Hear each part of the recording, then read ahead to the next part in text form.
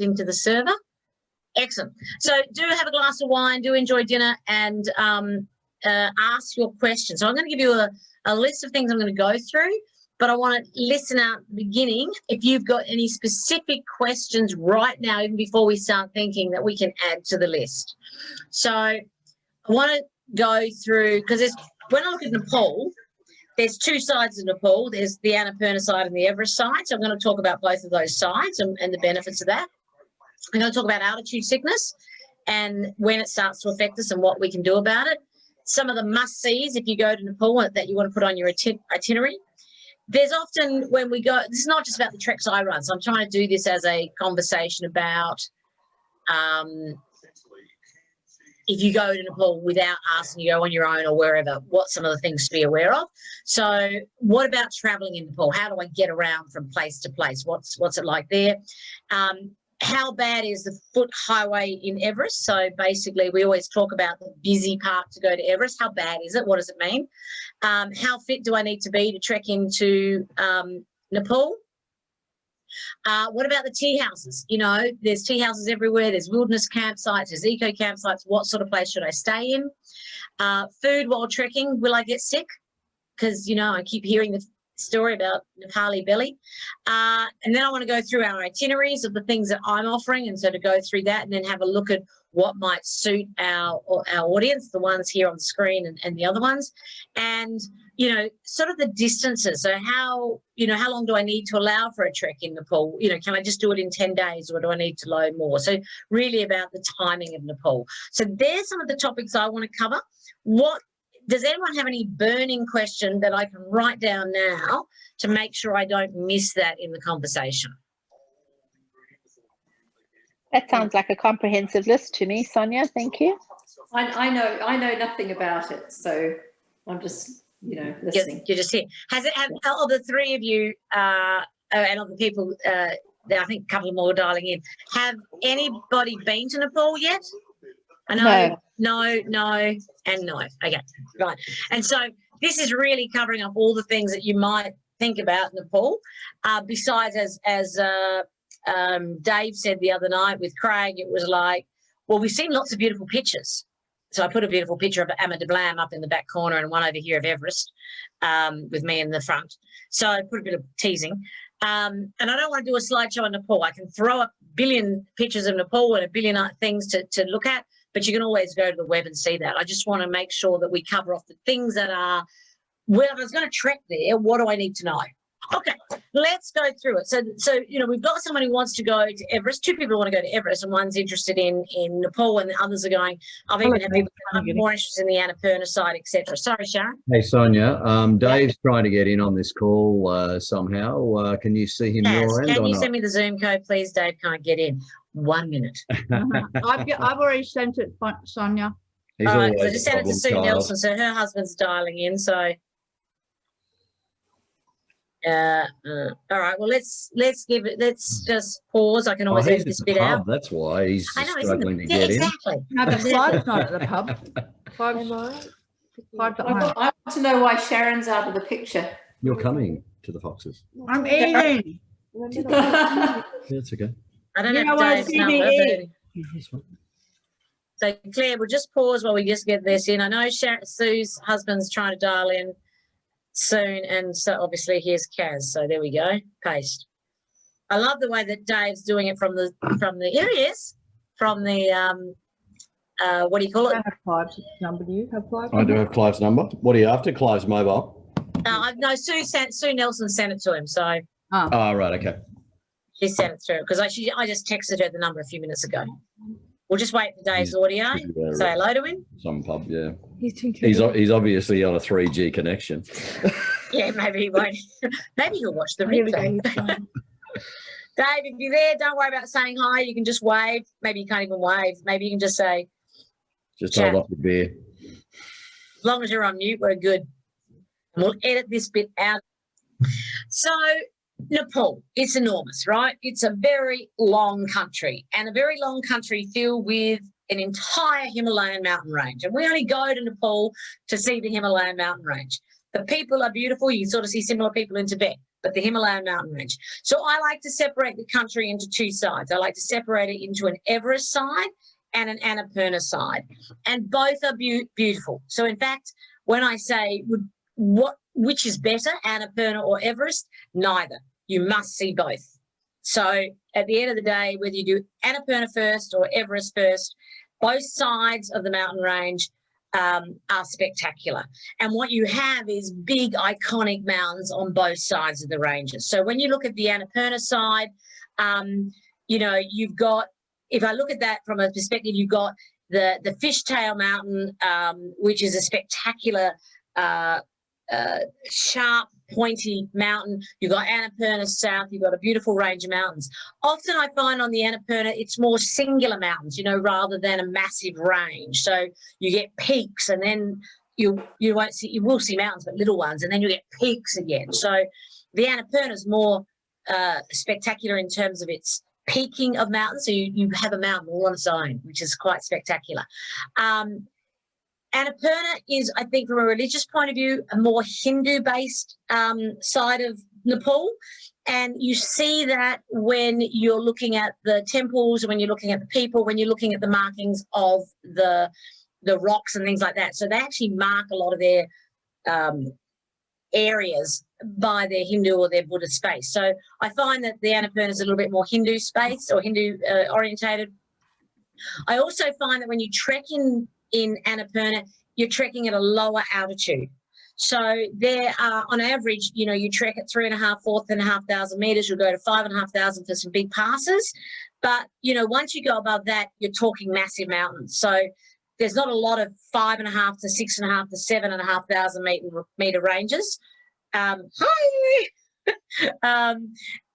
the Annapurna. So more, everyone's on that side of the screen, more easier altitude, much easier altitude, much more lower altitude hiking. So it's a great introduction to Nepal.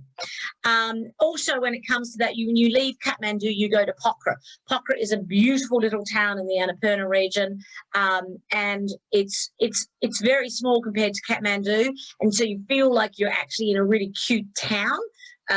So you can do proper things like a town, like a village, but you're actually right in the mountain range. So it's a nice stepping stone. So you get Pokhara, which is beautiful. You get lower mountains, which is easier to trek in, and it's a great introduction to Nepal trekking. So I love it for that reason, and the mountains are still spectacular.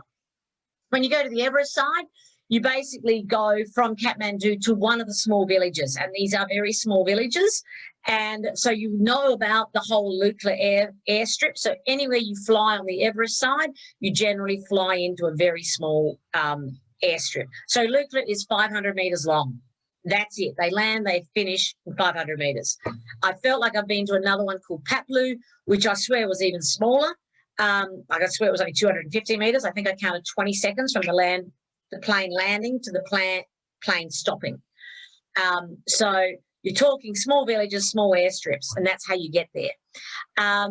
You've got a massive mountain range. So you can basically see, I think you can see 8 of the 8,000 meter mountains there on the Everest side. So where I was standing at Mira Peak, which is in here, I just saw an entire kaleidoscope of mountain ranges. So you get Ama Dablam on its own, which is behind me here, but you get an array of all your big mountains. So it's more spectacular from a Himalayan mountain range perspective. It is a busier route. Annapurna is really busy, but you can avoid the crowds quite easily with some tracks. And likewise with the Everest side, you can avoid it if you choose the right sort of tracks. When you talk about big towns, the biggest town is Kathmandu. So once you get to Lukla, Lukla is a small little village. So from a town perspective, it's Kathmandu, whereas the Annapurna side has Pokhara as one of its major towns. Things that are changing, and I'll do this a little bit later, but things that are changing in Nepal is that there are a lot more roads being built. So on the Annapurna side, because you can get the machinery to a lot more places, you're finding that, I think someone said the other day, you know, there used to be the Annapurna circuit, we did in 22 days. most of that's been chopped out now. Most of you do the Annapurna circuit, but it's more, you know, most people are doing it in a 14-day period because there's a lot more roads now on that in Nepal, which is fantastic for them and terrible for hikers. But hey, namaste, they need it. So that the Everest and Annapurna, got to do them both. Perhaps I'll just, I'm going to go a little bit later about the trekking highway to Nepal, to Everest Base Camp, but let's just do something about EBC for a moment. So besides the trekking, which I'll talk about, Everest Base Camp, as you know, there are two parts of that, probably as you might know. There's two parts of that. There's a typical Everest Base Camp where you just sort of go and you're right at the bottom of the glacier. And then there's the Mountaineers Base Camp where the mountaineers go to. And we're not generally in peak season allowed to go to that side of town because that is for the mountaineers, and the tourists aren't supposed to go and upset them because they're in their brain, right? They're about to climb an 8,000 metre mountain, and this is 5,500 metres. They'll be camped there for 3 months. So they don't need all of us trillion of tourists going and knocking on their door. So most of the time in the peak season, you go to the Everest Base Camp sort of viewing platform, as in you're there, but you're just a little bit away from it. So you don't mingle with the mountaineers. But you're right at the bottom of the Kumbal Icefall. You can see it. You know, you can you can't touch it, but you can see it pretty close. And you're underneath the monster herself. So it is a beautiful thing to do. And most people climb a little mountain above it because Everest Base Camp is only 5,300 metres. Most people climb a little mountain above it called Kalapatar, which is about 5,500 metres, to get their high point and to get a great shot of Everest herself, and you're underneath that. So we often say EBC and Kalapatar. I'll discuss walking into that a little bit later. So as I talk, please, hands up, chat line, interrupt me to say, oh, here's a question, so that I cover that question off. So, Sonia, what is peak time? Yep. So the trekking times for Nepal are April and October, and you can extend that either side. So late March to early May, mid-May, and then late September to mid-November. Right, okay. That's about it. Outside of those seasons, like you can trek from September through to May, but the December period is not good trekking season, and the middle of the year is not available at all. The country's not ready. The country's not about, like it's just not, weather is not. Yeah. And when you say Everest Base Camp superhighway, I'm assuming that's right in the middle of April or right in the middle of October, because that's the kind of the peak time of going there. Yeah, exactly. Look, I'll discuss the highway a little bit later on and that timing. But you're right. We again trying to pick your time for travel so you avoid everybody is key. But often, you find that, like when I went in 2015, it was 6 months after the earthquake. So the earthquake was, they had an earthquake in 2014 when I was there in April, and then they had another one in 2015 in April, and I went in October 2015. It was pretty much empty because people weren't going. Yeah. So we've had COVID. You can be pretty guaranteed 21 will be thin. But people might be wanting to get out of here and get travelling. So we want to try and pick a date that's a little bit away from the super peak period, but still in proper season, so we get a good hiking experience. Mm-hmm. Okay. Okay. Is that a hi, how are you? Or is that a question? Sorry, that's a hand signal to the girls. All right. So Claire and Dave, just come off mute anytime you want to ask a question. Okay, cool. No problem. Cheers. So the next topic was altitude sickness. So I want to cover this early because I think this is a really, really key message. So altitude sickness can affect anyone at any time. It is, even Sherpas get it, right? No one's immune to it, and you can't actually know whether or not you'll ever get it. All you can do is do your best to prevent it. So it generally happens above 4,000 metres. But what we try to do is be preventative. So my view is always prevent altitude rather than react to altitude. So altitude is a very, very dangerous to get into altitude sickness is very, very dangerous. So you want to make sure you don't get there. I've trekked with people up to Kilimanjaro, and they didn't want to tell the world they had altitude sickness because they wanted to get to the top. When they got to the fifth, so they climbed from 5,000 to 5,800 meters with altitude sickness. Then they got to that camp and they basically were falling over, but they couldn't. This was the point where you had to go higher to come down. And I'll talk about what you do, but they couldn't go down. They actually had to go higher to go down. So they filled her up with lots of drugs to get her through the process, which is reactive, not proactive. It was better for her to have said at 5,000 meters, I've got altitude sickness, and for us to get her out of there. So altitude is really serious. You can die from it. So the most important thing is that you listen to your body and you talk to your guides at any point in time. I highly recommend a drug called Diamox. Often I've never taken it, but I recommend it. So these days, because I go to altitude a lot, sure, I'm pretty used to it, and I take it when I go high. I don't take it when I'm really low. But I have done this lots and lots and lots and lots of times. For my clients, I will say, you must take Diamox if you've never been to altitude. Only then, after you've been to altitude, do you know how your body responds.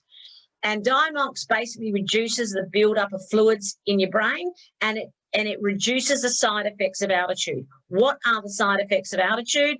Basically headaches, tiredness, nausea, dizziness, shortness of breath, loss of appetite. You know, you just feel terrible. And when your brain basically is swelling, or there's no, you know, it's filling up, like it's just expanding. And what do you call it? I can't say that word, edema. I can say it. It's an edema in your brain. So we want to stop that from happening. So we take Diamox so that the buildup of fluids is reduced. How else can you reduce altitude sickness? Well, if you get altitude sickness, I said it earlier, you go low. The best way to reduce altitude sickness is get the hell out of there. So if you're getting high and you're starting to notice it, we take you down. And that's the most important thing to do. But there are other things that you can do to be preventative. So one of the most important things when we're in Nepal is we walk slow. So in my Hike Fit program, we walk fast, but I actually have a Nepalese speed. So when I say to some of my hikers going uphill who are running out of puff in their breath and they've got lung issues, I say, we walk at Nepal speed. So walking slow is key. Drinking lots of water is key. Eating everything they put in front of you is key. We walk high, we sleep low. So we go above the altitude, but then we come back down. And so that means we go down, as I said earlier. So we want to do everything in our power to avoid altitude sickness. But some people get it when they go skiing in the Alps, which means some people get it at 2,500, 3,500 meters. We don't know when we're going to get it. The most important thing is to try and not get it. So I never worry about altitude, but I just say let's be aware of it. What else have I got here? That's it. With our trek, so both, because we work with, I work here locally with, my brain's gone dead, World Expeditions, but I actually work with their local Nepalese team called Himalayan Expeditions. And when I design a trek with them, I always have an exit path. So we took a lady to Annapurna last year, and she was struggling breathing at the 3,000 meter mark. So she was on Diamox and she didn't have altitude issues, but she was just struggling. So we had an exit point for her. So she went down and stayed for 24 hours while we went high. And then we came down and joined her. So I built a program that allows people, if they have any issues, to get out. Worst case comes, we get you a helicopter. So that's the gorgeous thing about Nepal. Everyone gets shipped out if they've got altitude sickness. Any questions on altitude? It's a massive story about Himalayas, so it's key. I put here, what are the must-sees that you have to add to any itinerary? I've only got 2, maybe there's 10. But when you're in Kathmandu, just write this down. You've got to go to Gardens of Dream in Kathmandu. So Kathmandu's a busy, busy chaos, third world, chaotic town, chaotic city. and everyone's honking their horns, everyone's driving everywhere, and it's Dust Bowl, and it's like so mad. Right in the heart of the busiest suburbs, so like in the heart of North Sydney, so or CBD, Tamal, there is this thing called the Gardens of Dream. And you walk in there and you cannot hear the traffic. You cannot hear the hustle and bustle. All you can hear are birds whistling. And it's like being in Italy. It's just a beautiful garden. It's like amazing. They sell wine, good food. You would think you're in Italy. You're in the middle of Kathmandu. You walk out and you're in Tamal. Tamal is the shopping district for all your hiking gear. It is chaos outside the door. But the way they've built it, with the thick walls, you don't even know it's there. So put that on your bucket list if you don't come with me. If you do come with me, you're coming there for a glass of wine. And the other one I love is the Tengboche Monastery. So any monastery is brilliant, but we're talking about the Everest and the Annapurna side, and the traditional Everest side. Tengboche Monastery is one of the most famous monasteries. It's where all the monks are. It's beautiful, and it's got Ama Dablam in the background, and often you can go there and watch the monks do their magic. So, and often they do a lot of dancing and singing and whatever else. So it's sort of, you can get to Tengboche, you feel like you're in Nepal. It's one of those heavenly little spots. There's probably a trillion other things, but we can build that into the itinerary. If you say, what about going to the Chitwan forest and things like that? Yes. But in terms of just two highlights, Tengboche and Gardens of Dream. Traveling within Nepal. So this is just very short. For anyone who wants to travel to Nepal and do it on their own, or think about doing it on like without being 5-star, how do I get to Pokhara? Well, you can catch a bus. You can catch a car, but you can be guaranteed they probably will break down, because Nepal is not known for its brilliant transport system. I decided to catch the bus back from my hike to Pokhara. I think it was due to take about 4 to 5 hours by bus. Halfway through, the bus broke down, and they sort of didn't say what they were going to do about it, but all the hikers got off, and I could see these other buses coming by and other cars coming by.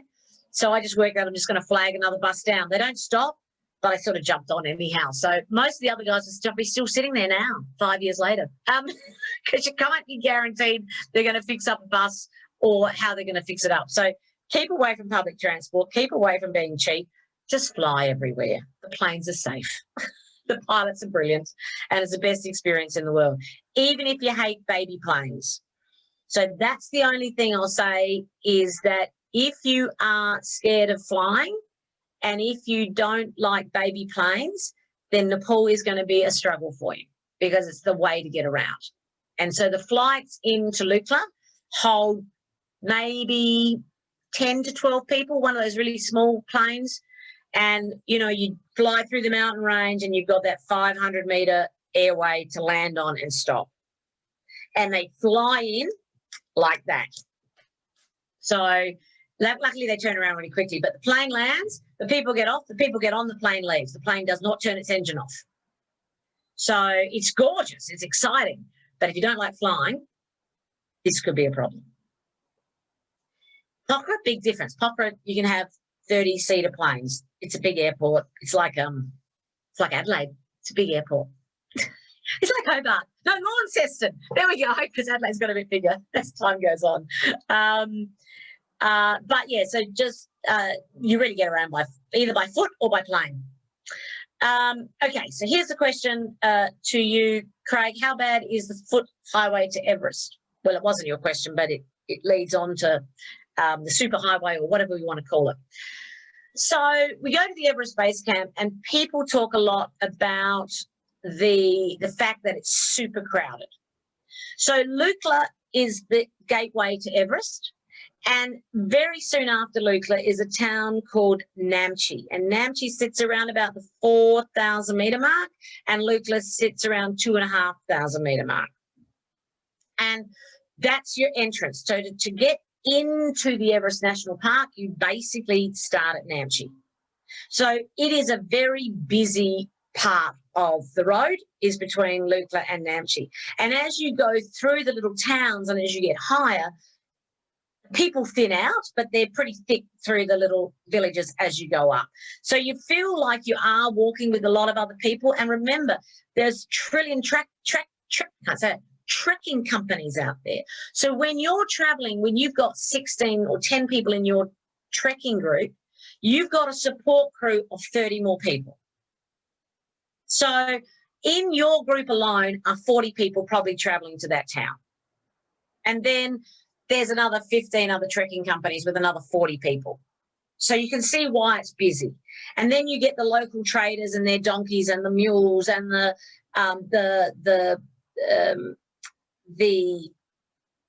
cow things. What are they called? I know what they're called, but it's gone through my head. Buffalo. Not quite a buffalo, but you're right. It's that one. It's the Nepalese Tibetan merge of a cow and a buffalo. So it's a very busy route, but only to Namche, and then it starts thinning out.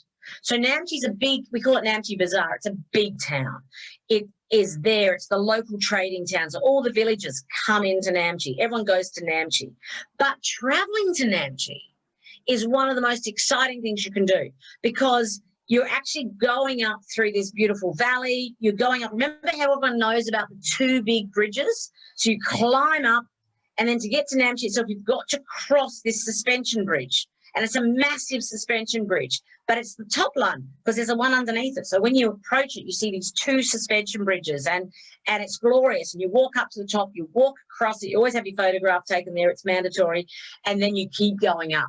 It's the hardest day walking up to Namche. I think you walk from, I'll look it up in a minute, you walk for about 3,400 to 4,000 metres, and it's massively up.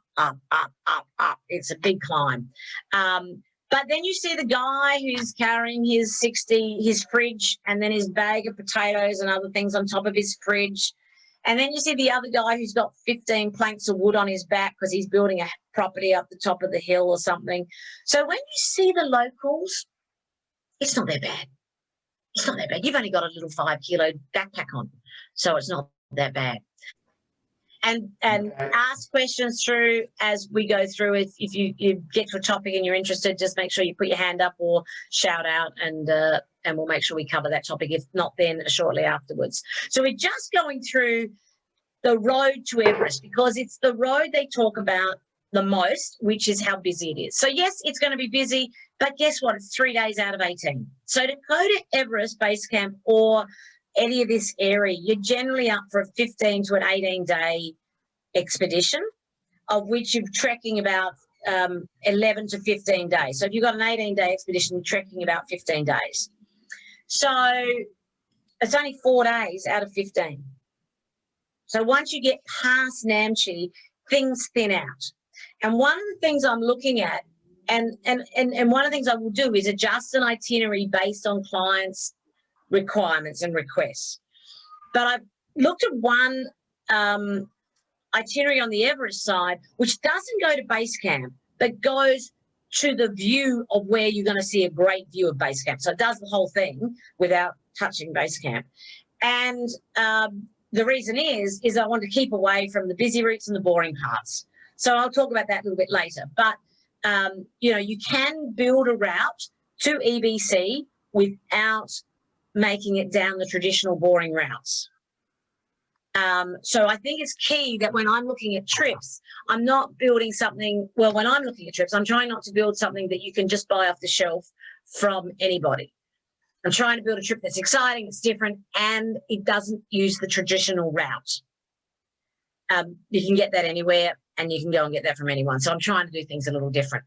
But the route is not to worry about. If I just briefly talk about the Annapurna side, it's exactly the same. The first 3 or 4 days, you probably will see more people than you would as you get higher. So the higher you get, the thinner it gets.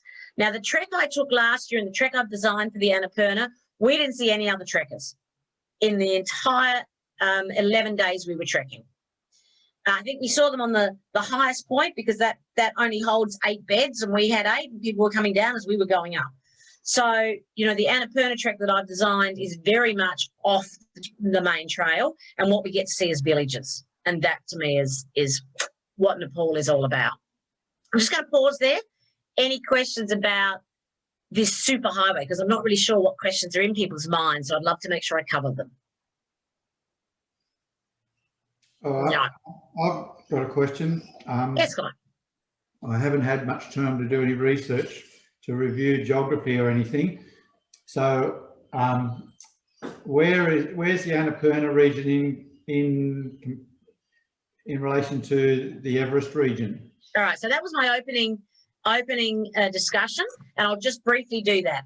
So if you think about the Himalayan ranges, they go the whole length of Nepal. You divide it in two. This is my basic, don't tell a geography person this, they'll tell me off, but if you divide it in two, you put Kathmandu in the middle, Everest on this side, Annapurna's on that side. Okay, so they're two separate trekking regions. Absolutely. It's the Annapurna National Park over here and the Sangburma, I can't say the Everest name, the Everest side on that side. So I always say to people, you need 2 trips to Nepal minimum, one to see the Annapurnas and one to see the Everest. Yeah, that was my understanding. The fact that you'd sort of mentioned them both, sort of, I was a little bit confused. So that's good. That clarifies that. Excellent, excellent. Anything else there that you can just think of before I go to the next topic? I discussed earlier about the roads, and so I put that down there again, just saying I think, you know, we need to find more interesting treks now they're building roads in, because I did a magnificent trek in that was the 215 one. We went from somewhere outside of Lukla and drove into Lukla and walked into Lukla, but we actually walked on highways, you know, proper roads, because that used to be a trek and now it's not. I've just had a question come by chat, so I'm just, that was Dave leaving to go to the, I have to go as quiz has started, no phones. We'll catch up on the recording later. Okay, bud. He was going to go out of it, but he obviously got convinced to stay in it. Now, if I'm not sure what to do with that. Close. There we go. Close the chat line. Okay. Next question was how fit do I need to be? Another really important question. How fit do I need to be? So I've written here a high level of fitness. High level of fitness is required because there is not 1 single ounce of flat in Nepal. They're called Nepalese flat, a little up and a little down. And if you think I think flat is hills, I've only learned that from my Nepalese friends. So there is no flat in Nepal. I remember writing a log on my trek to Mira Peak, and it went, I have been trekking for 10 days and I have not even think we've gone 500 metres on flat ground. It's been up and down and up and down and up and down and up and down. So if you're always going up and down a hill, you need really good fitness level. So you need a really good cardiovascular fitness. However, the fitness level you need is all depending on what your trek is and how high you're going and what the terrain is going to be like. So when I design a trek, again, I design a fitness program for that. But that fitness program could be a 6-week training program or a 6-month training program. And that might depend on what your level of fitness is. So first and foremost, just think, depending on what height I'm going to, I'll need to be the fittest I've ever been. Nepal is not for the faint-hearted, and 90% of the people who go to Nepal who don't think about it clearly enough always write, it was the hardest thing I ever did. And even when I've trained people, I train people for Annapurna, and if you listen to the video blog or the testimonial of one of the girls, she goes, it was the hardest thing I ever did.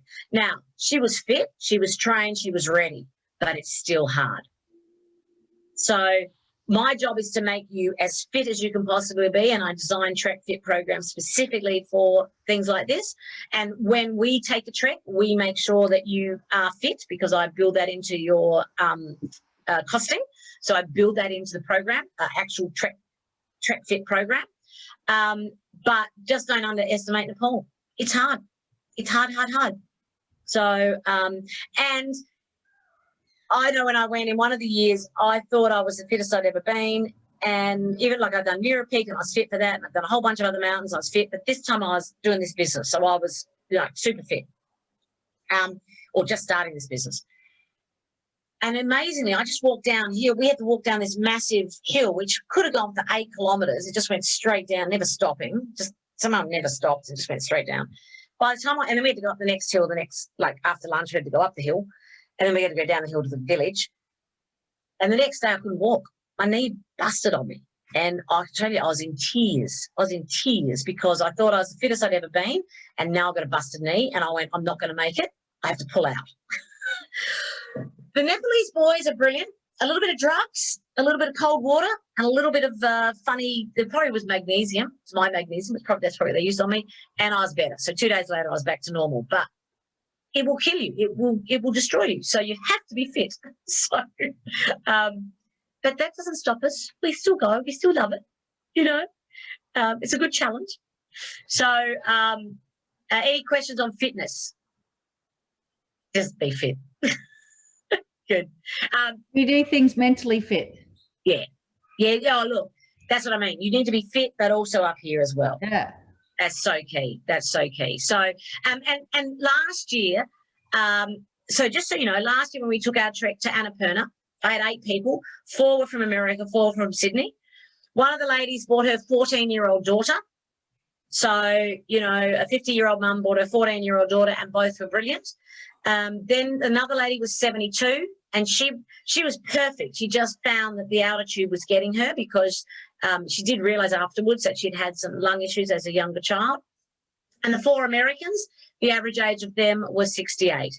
And I'd taken them to Peru the year earlier, and I'd trained them for Peru, but they really didn't listen to my training program, so didn't do as well in Peru as they thought they should have. And so they came to Annapurna and they followed my training program and they found it easy. I mean, it was hard, but they found it a lot easier because they actually followed the training program I gave them, which was a 6-month program to get them super fit for that.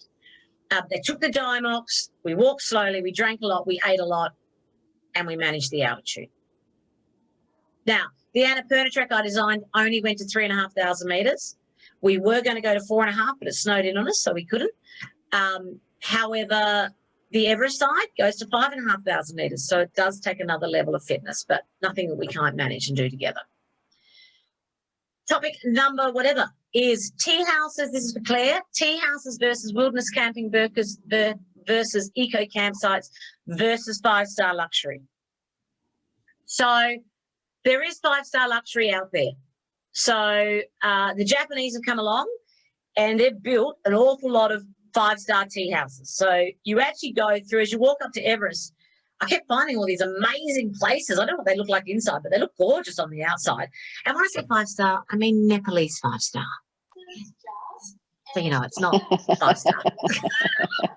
So, but look, some of them look really, really good. And I think there's been a lot of money poured into it because of the Chinese and the Japanese market. And there's a lot of, probably Chinese market, a lot of money going there. And so the tea houses have improved over the years. But as I say, you're still in a third world country. So most of the tea houses are probably like a 2-star hotel, even the best. The best are like a 2-star hotel. And the closer you are to the big cities, the better they are. So we stayed in a really lovely one on our first village on our Annapurna trek. And it was delightful. It had a shower, it had a bathroom in the room. So we had our own bathroom, which was like amazing. But I would still call it in Australian terms a 2-star hotel. So it was lovely, but, you know, the higher altitude you get, let's just call them a very comfortable shed. So tea houses are fine and they're lovely, and most people travel to Nepal, and most trekking companies use tea houses. So, you know, they're filled with tourists and whatever else. The disadvantage with the tea house is that you've got little, like this comfortable shed with walls separating all the rooms. You've got a lovely flat bed. There's a very uncomfortable mattress on it. It's about the size of my hand, and you've got to fit your backpack in there and you in there and everything else, and you can hear everybody. Now, no one sleeps in Nepal very much because of the altitude. Not trying to put you off. You sleep really well once you get used to it, but it can be a little hard to sleep at times. And when people go to the loo all night long, because you have to do that as well, you hear the footsteps up and down. So tea houses are a pain in the ass because you hear everything. You hear people, nightly noises, you hear it all. So World Expeditions is who we travel with. They have their own eco campsites, which are fantastic. So they've bought blockets of land all around the place, and they have these fully erected tents that you sleep in with camp mattresses off the ground. They are exquisite. They are warm. They're comfortable. They have their own houses that you go and eat in. So you go into their own little lodges that you eat all your food in, and there's lumpy comfortable. They've got big fires in there, so you sit in there really warm. You go to your tent. Once you shut the door on your tent, it's as cozy as anything. They have rugs, they have blankets, they have pillows. They have it. It's beautiful. So they're eco tents. You see lots of pictures of these big orange tents, and 2 per tent. Just fantastic. Most of their campsites have, you know, maybe 10 to 12 big tents. And every time I've gone to a campsite, whether it was in 2015 or 2017 or 2019, not once was our group sharing the campsite with another group. So often, if we're not sharing the campsite with another World Expeditions team, like there's not 2 treks going through the campsite at the same time, you get one hut yourself. You don't have to sleep with your wife or your husband or your friend. So you get a lot of room and a lot of comfort. So it's really lovely. A lot of their campsites have showers, so you can do that. A lot of them have internet. So the World Expeditions have put a lot of effort into their eco campsites, and they're glorious as far as I'm concerned. They're better than Teahouse. But often they use Teahouses as well, because if you do my treks and I try to take you off the beaten track, then they haven't built their permanent campsites there, because they're not building their permanent campsites unless they're taking masses of people through. So if we go off the beaten track, we get a combination of permanent campsites and Teahouses. So we just take earplugs. Wilderness camping is a third one you'll hear. So you often hear, when you look at itineraries, Teahouses, eco campsites, and wilderness camping. Wilderness camping is when you have the dome tents. You know, you've really got the 2-man tent, and the Sherpas carry that. So this is not a permanent campsite. Permanent means it's there. You arrive in, it's a hotel of camps, a hotel of tents. Our wilderness campsite is that you're camping in the wilderness, out away from everybody. So you have Sherpas. They're going to carry the tents. They're going to put the tents up before you arrive. You know, they're going to carry all the cooking gear, all the kitchen gear. So they create an entire campsite for the team, and all you have to do is arrive and hop in your tent. But you do sleep on mattresses, you know, your thermarest, and you are on the floor. None of the treks that I offer at the moment use wilderness camping. They either use Teahouses or eco camps, because they've decided that most people that go on these sort of treks want a bit more glamping. And what I can do, and what I did with Annapurna, was I got them to go up market with their Teahouses. So as I said, that first town we stayed in, each room had a proper door, had a bathroom, had a shower, and it was quiet and it was lovely. So it was very 3-star hotel. But where you get to a village where there's nothing else there but the tea house, like you get to the top of Kaya Lake and you're sitting on the top of this ridge right under Annapurna South in the best mountain range possible, and there's no one else around, and it's you and 8 other trekkers, well, guess what? It's that shed type of mentality. But all rooms only have 2 beds. So you're not in a dormitory or something like that. So with our treks, you basically will stay on something nice. So where do I use wilderness? When I did Mirror Peak, where we went basically to this 6,500 metre mountain, once you go into the big mountains and you go off the trail and off the normal routes, then you need Sherpas, and you'll have a whole bunch of private support, and they put up tents and then you sleep on the floor. To me, that's the heaven. I love that. That's the best. But I know that my clients don't, so I'm listening. Covered all that. Any questions about that, Claire especially, or anyone else, about where we sleep, how we sleep, and how we camp? No, all good. I presume we take our own sleeping bags. Yes, yeah. So with gear, there's another whole story about gear, but you can hire the gear / World Expeditions will give you gear. In fact, they give you a sleeping, if we go with World Expeditions, they give you a big down jacket and a sleeping bag as part of your duffel kit, and then you give it back to them. But I highly recommend people take their own, because then you know what you're getting. But their stuff is brilliant, and they churn through their equipment all the time. And because you're using other people's equipment, yes, you have an inner liner and all that sort of stuff. But if you don't own the kit, they supply it to you. Remember, you don't carry anything. When it comes to Nepal, you don't carry anything. You carry a day pack. No more than 5 kilos / water, food, wet weather gear. The Sherpas, we want to employ them. We want to keep them working. They carry your 30 kilos, right? You're allowed to take 15 kilos. They take you and someone else's gear. So they take your 15 kilos of gear, and they take it for the entire time you're there. So you just arrive in camp and unpack your bag. It's very nice. Right, food. Let's talk about food for a moment. Food while trekking, will I get sick? Answer is yes. Okay, I'm not making this fancy. I'm just telling you the truth. so you are guaranteed to get Nepali belly, right? I don't think I've ever met anyone who hasn't got it, as in anyone I've ever trekked with who hasn't got it. But the first thing you do is you go to a good travel doctor, and a good travel doctor will recommend to you 3 levels of sickness tablets. And none of them are Imodium. So Imodium does not work, because basically you've got a bacterial disease when you're in Nepal. And so something like Imodium just won't work. That's not going to fix you up. You are going to get diarrhea, and you're going to get vomiting, and it's probably normal.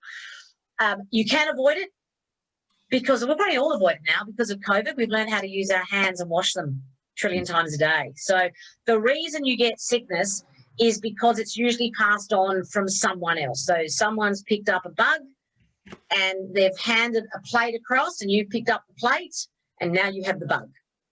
So it's not because, you're sharing whatever. It's usually as simple as I've passed the plate across the table, and I've collected it. Now I'm eating off that plate, and I put the bug inside me. Or someone's not been as hygienic as they should in the bathrooms. So to avoid it, we are thankful for COVID. We've learnt to wash our hands. So that's the answer. Wash, wash, wash. And when you have washed 3 times, you wash 4 more times, right? So that's it. But it's not seriously bad. Most people get vomiting maybe for a day, and then they're better.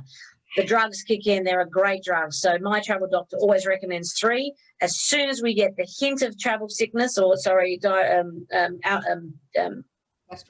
Nepali belly, you pop the first pill, and basically it's solved. If you've got a really bad infection, you pop the 2nd level of pills, and hopefully will resolve. If you're really bad, you take the 3rd set of pills, and if that doesn't work, we get you out of there, because obviously you've got a real problem. So I just say accept it and learn about how to manage diarrhea and vomiting. You only do it once. It's only one day out of 18. Once it's gone. That's a good question right there, though, Sonia. If you do happen to get that, what are facilities like to dispose, as in toilet facilities, all that kind of stuff? Obviously, in the mountain, what are you doing? Yeah. So look, depends where you are, right? So it's a real problem if you've got. So the quicker you get the drugs into you, the quicker you'll be sorted out. So number one, anytime we go to Nepal, travel doctor, 3 levels of drugs. Right, and they literally kick in. Now, the more importantly, we go with World Expeditions. When World Expeditions take us on this trek, I'm just trying to find a box. Imagine remember the old days where we used to have briefcases? Times it by the size of 2, right? So take a briefcase, which would be holding a big A5 sheet of paper or something, or whatever the size is, A3. They're double that size. They carry a first aid kit on every trek, which is bigger than anything I've ever seen in my life. It has every drug you've ever seen. All of the boys and girls who are leaders have all done, like me, wilderness first aid training. All the Sherpa guides they have a doctor that trains them up perfectly. So they don't only carry this bag, they know how to administer anything. So first and foremost, if you get sickness, they will give you a drug if you don't have your own to get you better. Secondly, if you get it and you didn't realize you got it and you're just going to, you know, be sick on the side of the road, that's what you're going to be doing, is sick on the side of the road. And hopefully there's a bottle of water just like you've got there that will help you, and you have a few hydrolytes and electrolytes and you'll be good as gold. They will look after you. I know when I went to Mira Peak, I think it was day 2, and I had a seriously bad case of Nepali belly. And it was amazing how, you know, the boys just sat me down, electrolyted me, filled me up, you know, put the drugs in me. I kept running to the bathroom, but they kept coming back to check I was okay and whatever else. And then we continued on our trek because they stop everything, they get you better, and then they continue on. So do you stay behind, or the whole team stays behind? The whole team. Look, you're not sick for long because you basically can fix you up.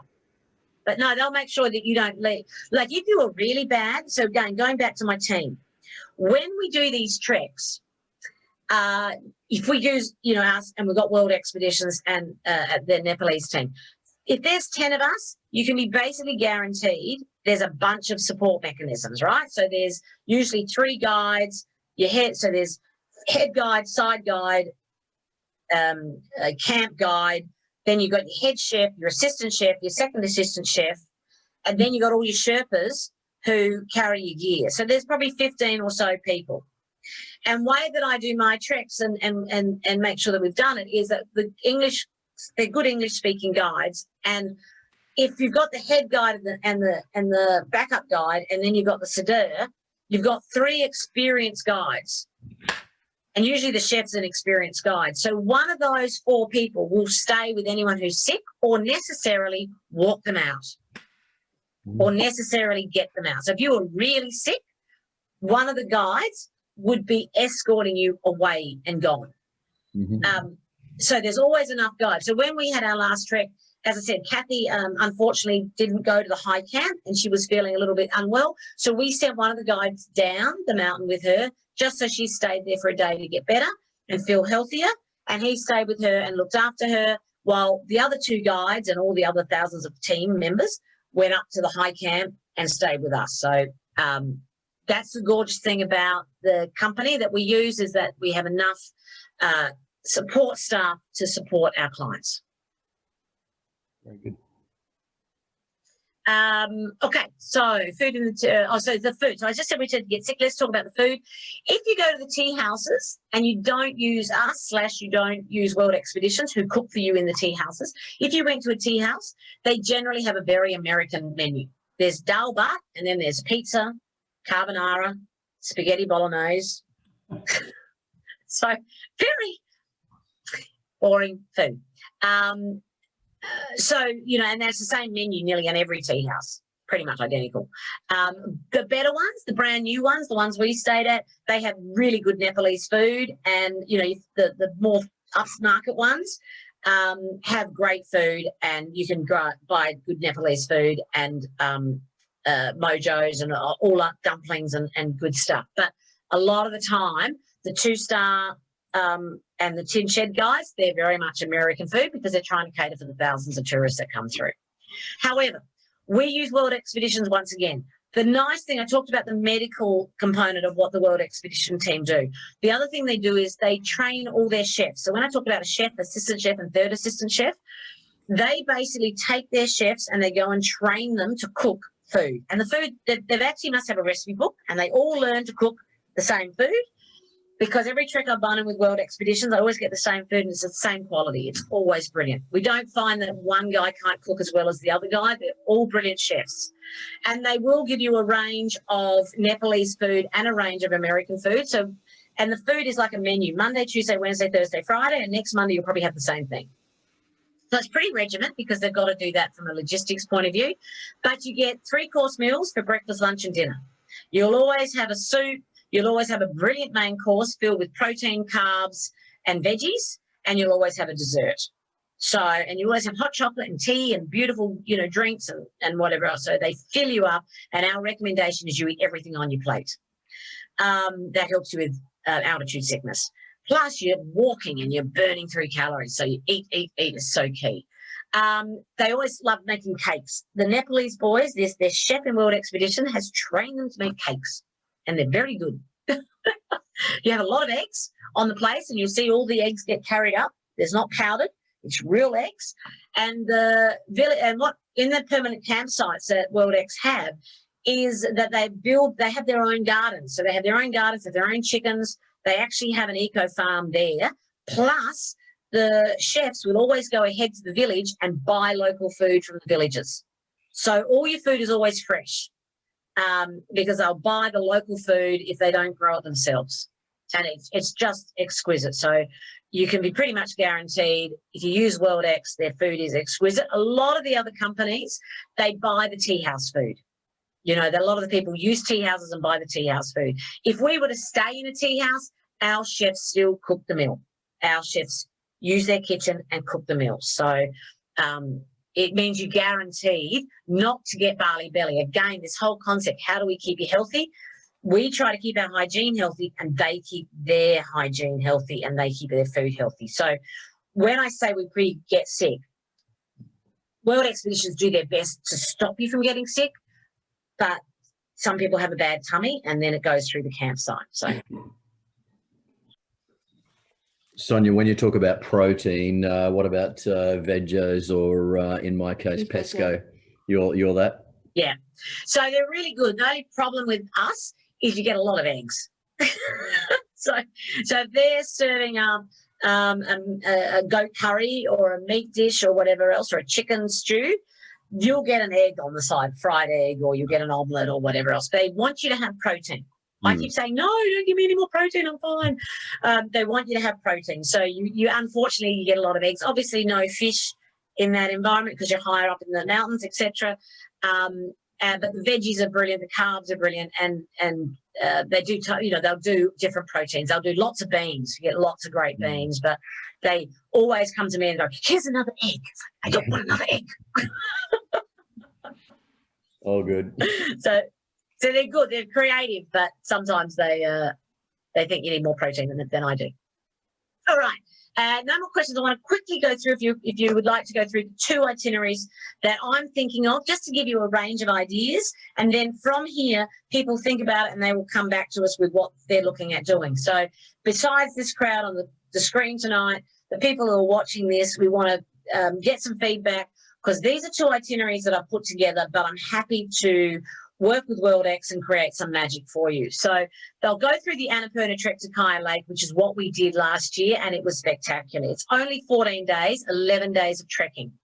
So it's on the Annapurna side, and the highest point is 4,500 metres, which is Kaya Lake, and the highest point we sleep at is 3,500 metres. And I've chosen this trek so that basically we don't get any altitude sickness. And it's a most spectacular trek because as I said, we didn't really see an awful lot of other people. We go through some big towns through the experience, but we spend a lot of time away from the towns. So if you go back to look at some of the photos, you can really get a feel for the villages that we walk through and the people that we walk through. You get really close up to the Fishtail Mountain. It's just beautiful. We go through remote villages. I've talked about the highest points. I've talked about the fact that if anyone does get altitude, we have an exit point for them, and we won't lose that person. We just allow them to have a downtime. Last year we were lucky. We walked through the beautiful valleys, and at one point we walked through snow and sleet because it started bucketing down on us, which was really fantastic to experience that. So we're not just walking in sunshine, but we had the experience that we're going to have at Kosciuszko next week. So we get that beautiful terrain and differences. So and the other thing we did as we came down off the mountain and we came down off our trek, we went to a school. I organised that we would support a school, and a little town called Lespa, the school there, asked us if we could raise some money for technology. And so we raised about $3,500 and bought an awful lot of technology for them. And they were absolutely wrapped. But one of the things I noticed in their 10 classrooms is they had no windows in their classrooms. Now, if these places get super cold, as they do, then wouldn't that be nice if they could have some windows to close in the middle of their winter? So I thought maybe this year if we went through that same town, then we'd look at perhaps what we could do for the school. Windows. They've got holes. No window. They've got holes. No glass. Oh. So it's just a very freezing, and you know, it's still third world. So you go in there and you go, so there's no it was interesting. They wanted computers and they wanted video projectors, but they only have power in 3 rooms out of the 10 rooms. So that was for the year 12. So, but that was so grateful for what we gave to them. So that was brilliant. We also spent a lovely rest day in Pokhara. And at the end, I include a nice spa treatment, a beautiful day spa in Pokhara that I go to. And Pokhara is a beautiful town. You really need to spend a day on the Lake Phua.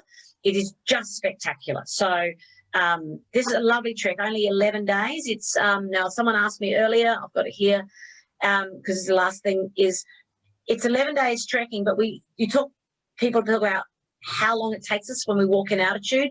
We basically walk to the highest point. It takes us 7 days and then 4 days to come back. And that's because we spent 1 day at the village with the school.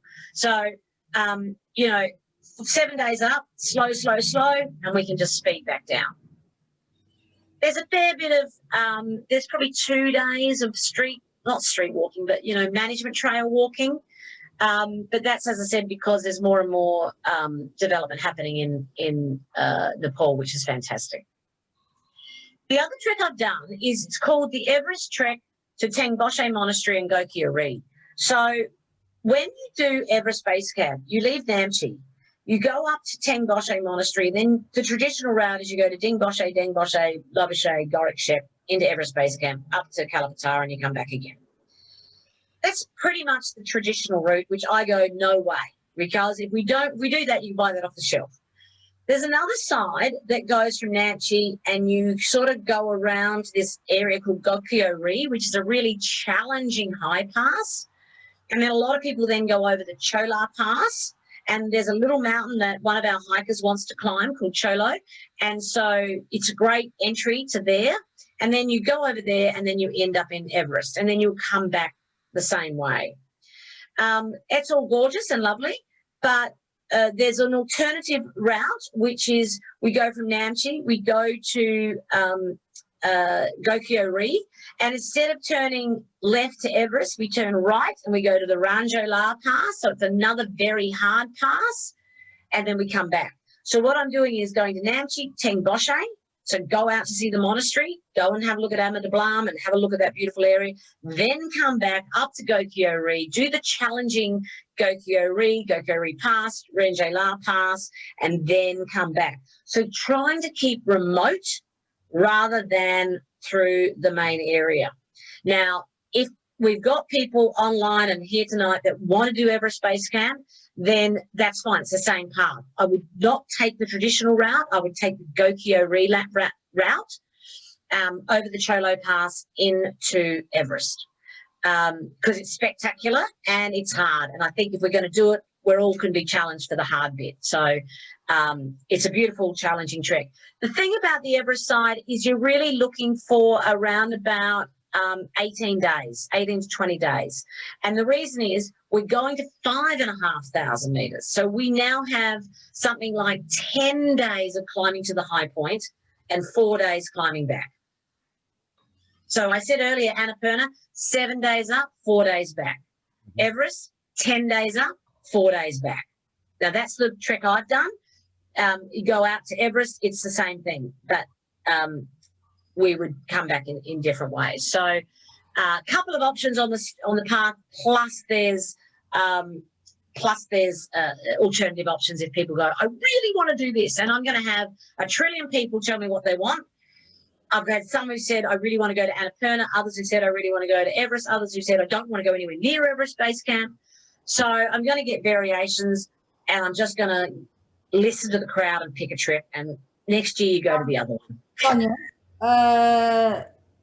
like what's the scenery like? Which is the prettiest, I guess? No, they're both, no, I'm not.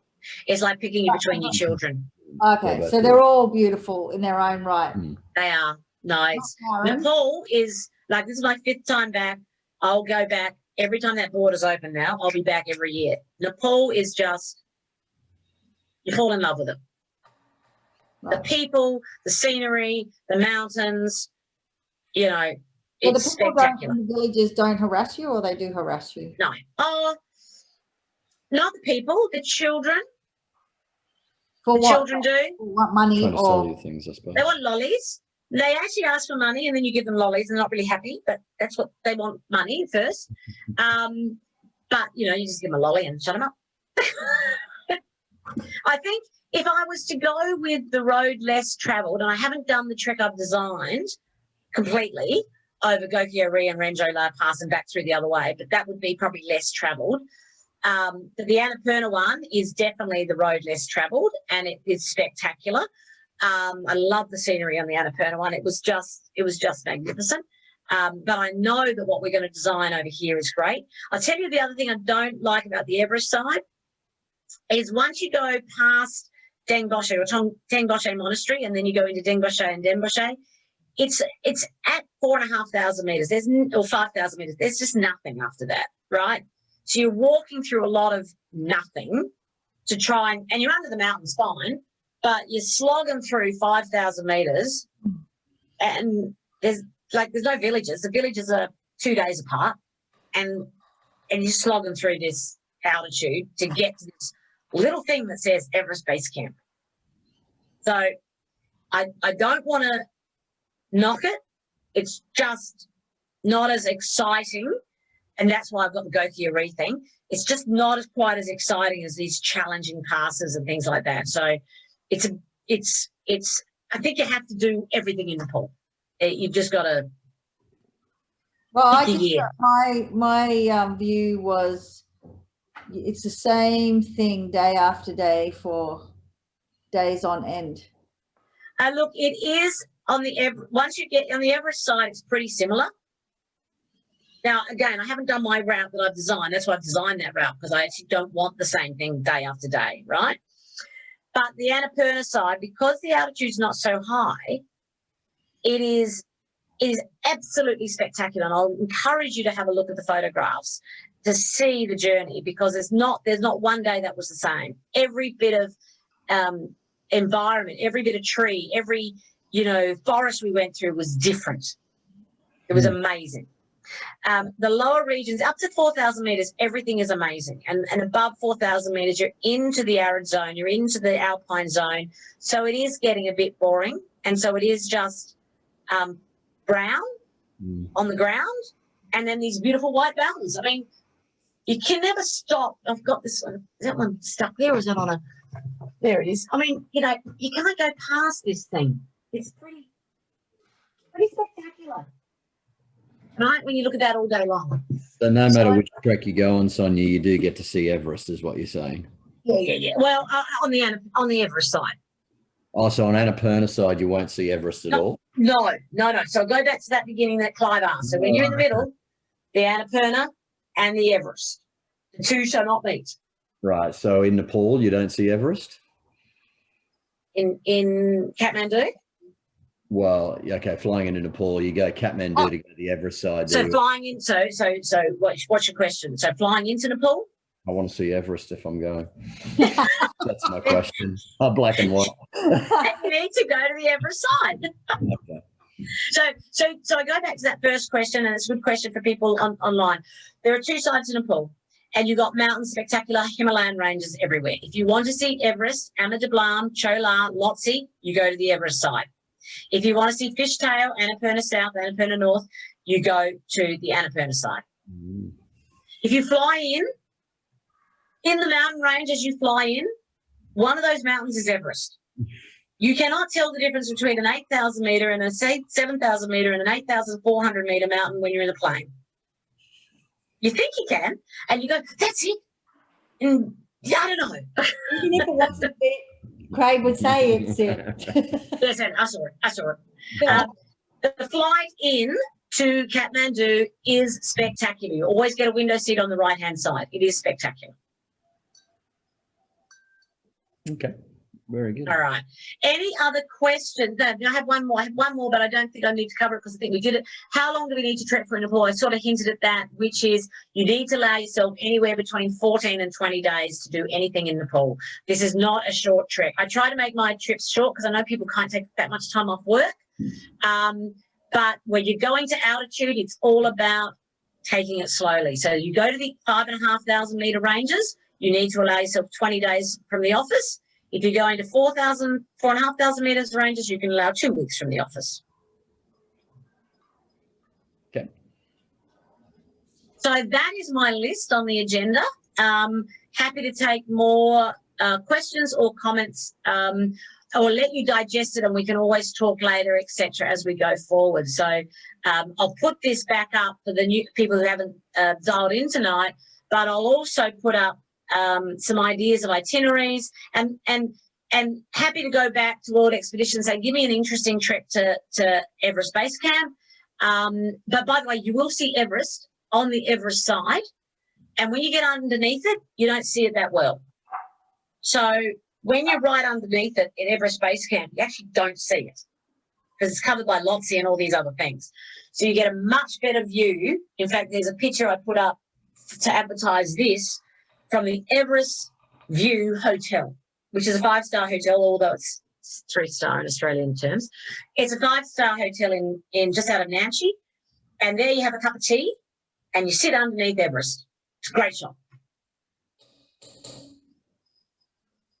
Is that in Kathmandu, did you say, sorry? No, it's out of Namche. Namche, right. So you see nothing in Kathmandu. So in Kathmandu, you don't see any mountains. So you can take a flight to Namche, sit underneath it, and Craig's seen Kathmandu. Oh, yeah. Base camp. You can take a helicopter to the Everest View Hotel. That's what the Japanese do all the time. Now you're talking my language. So you don't have to trek at all. In fact, you can take the helicopter all the way to base camp. You just get off the plane and fall over with altitude sickness. Okay, Clive, Claire, Sue, anybody got any questions? Don't forget, you can re-listen to this and find me back some questions, or just ask me privately at any time. But that was very informative. Thank you. Thank you, Sonia. That was great. Yeah, I like the sound of the Annapurna side more, I think. It's a nice introduction, and the other thing too with the Everest side, I talked to World Expeditions about doing a trek to EBC and branching off to Cholo. So we've got one of our hikers who wants to climb Cholo, which is a 6,100 metre mountain, because he did EBC with us, or 2016 when he joined the Hike Fit program, or 18 or whatever it was. And so he's done a 5,500 metre mountain, and like Claire's done a 6,000 metre mountain. So for those who've already done a big 5,500 metre mountain, there's an option that we could go to Namche, go up the Gokyo Ri, over the Chola Pass, stop there. Some of us head up to Cholo, while the others head down to Everest and go and have a lovely little time at Everest Base Camp, and then we all come back together and go back. So there's an option as well to design a trek to help those who would like to go to a 6,100 metre mountain in the Everest ranges. So but anyone who's never been to Nepal and everyone who's never been to 5,100 metres, 5,200 metres, could not do it. So it's only for those who've gone up. But the Annapurna is brilliant for a first-timer. Yeah. So, ladies and gentlemen, go and have a brilliant night. Back to your dinners or tacos or glass of wine. Sonia, can I ask one more question, please? Absolutely. Just keep following through. I know we're talking how long is a piece of string, but what should we budget for? Oh, yeah, no problem. For the costs between the trips? I mean, obviously excluding airfares. So, yeah, you know, what is a ballpark we should be looking at per person? About 4.5 to 5 for these trips I'm currently designing. In Aussie or US? Aussie. Okay. Plus airfares? Plus your trip to Nepal. Nepal's about $1,200, and business class, do what you like and investigate that. So that's the old days. Hey, who knows what it is in COVID releases. And to get to Nepal, there are no direct flights. They were going to have Nepalese Airlines coming to Australia, but it's generally through Malaysia, Hong Kong, or Singapore, or Dubai. Generally, a good, I think you allow a good 20 hours or something to get there, because there's always a stopover. It's not an easy route. So you get into Kathmandu. It's direct flight to Kathmandu. So once you leave here, you go to some city, and then you'll arrive in Kathmandu. And so The itinerary with World Expeditions based on either of these treks is between the 4,000 to 5,000 mark, and it will also include a Trek Fit training program. So basically, I write you a program to be fit enough to do this. Now, either you can add to that by coming to the gym, or you can do it at your own gym. So you will get a full 6-month program on what you need to do every day for exercise, so that by the time you get there, you are Trek Fit ready. When are you thinking of doing it? So it'll be October or November next year, given that the world is a safe place. So we can only hike in April and October. There's no way it's April. If we get a vaccine and we feel that we can keep Nepal safe, then we will go in October. That's why I'm doing the briefing now. That's why I'm sending the ideas now, because, and World Expeditions have got a really great opportunity for us. They will allow us to, if you like, book without paying a deposit. So we can register our interest, book our trip, if you like, mentally, book it, and say we're committed. And as soon as we understand it's safe, then we'll say, okay, now it's absolutely confirmed we're going. And then we could go through with financials. So what I want to do is build a trip, lock it in, and then we decide if we go, given the world's safe. And Sonia, as part of your training program, do you do altitude training? I know when we went to Kili, we did 8 weeks in an altitude chamber of HIIT training. No, I don't, because I don't think you need to. Okay. I mean, please do if you feel you need to, but I don't think training inside altitude chambers is going to make any difference to going to altitude. I mean, I'd say that from experience, based on myself, based on all the people I've trained to go to altitude. And remember, I've done a 7,000 metre mountain. I've never been in an altitude chamber ever. But please do if that's what you believe in, so that's okay. Okay, anything else flying off the tops of your thoughts? No, very well presented information. Thank you, Sonia. Thank you. Great. Well, it gives you some food for thought, and you can now think about that bucket list and how you're going to achieve it. And but do write back to me and say, look, I've heard it through, I've thought about it, and I'm really more interested in, if you design an Everest one, I'd be more tempted to do that. Not really interested in the Annapurna, or the other way around. Love both, don't care which one, whatever, or thanks a lot, cheers, maybe 2027. So thanks very much, Sonia. No problems, everyone. Thanks for being here, and for those online, enjoy your days.